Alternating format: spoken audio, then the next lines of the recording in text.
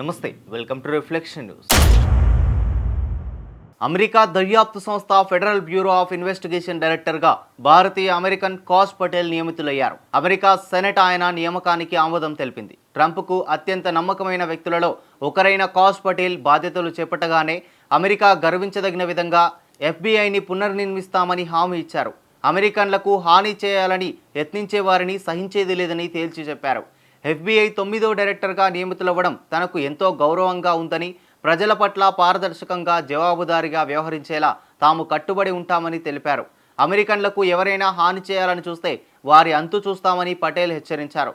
FBI డైరెక్టర్గా cache పేరును అలస్కాకు చెందిన రిపబ్లికన్లతో పాటు పలువురు డెమోక్రాట్లు వ్యతిరేకించారు. అయితే 51-49 ఓట్ల తేడాతో ఆయన నియామకం జరిగింది. ఈ పదవిని చేపట్టిన తొలి హిందూ భారతీయ అమెరికన్గా ఆయన నిలిచారు. పటేల్ కుటుంబ మూలాలు గుజరాత్లో ఉన్నాయి. ఆయన తల్లిదండ్రులు తూర్పు ఆఫ్రికాలో పెరిగారు. ఆ తర్వాత అమెరికాకు వలస వచ్చారు. 1980లో న్యూయార్క్లోని గార్డెన్ సిటీలో పటేల్ జన్మించారు. యూనివర్సిటీ ఆఫ్ రిచ్మండ్లో గ్రాడ్యుయేషన్, యూనివర్సిటీ కాలేజ్ లండన్లో న్యాయ విద్యను పూర్తి చేశారు. అమెరికా రక్షణ శాఖ ప్రకారం కాష్ పటేల్ అమెరికా తాత్కాలిక రక్షణ మంత్రి క్రిస్టఫర్ మిల్లర్కు చీఫ్ ఆఫ్ స్టాఫ్గా పనిచేశారు. ప్రెసిడెంట్కు డిప్యూటీ అసిస్టెంట్గా, జాతీయ భద్రతా మండలిలో ఉగ్రవాద నిరోధక విభాగం సీనియర్ డైరెక్టర్గా పనిచేశారు పటేల్. ట్రంప్ హయాంలో జరిగిన కీలక ఆపరేషన్లలో పటేల్ ముఖ్యమైన పాత్ర పోషించారు.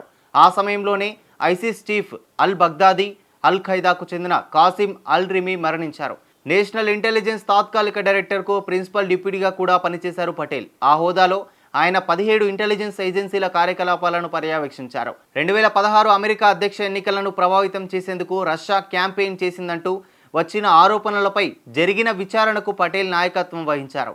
Cache Patel intelligence community, America special operations force కోసం కీలక కార్యక్రమాలను పర్యవేక్షించారు.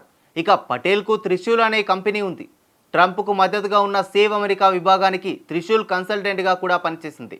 కాష్ ఫౌండేషన్ అనే ఈ ఎన్జిఓ అమెరికన్ పిల్లల చదువుల కోసం స్కాలర్షిప్లను అందిస్తోంది. పలు స్వచ్ఛంద సంస్థలను కూడా సాయం అందిస్తూ ఉంది.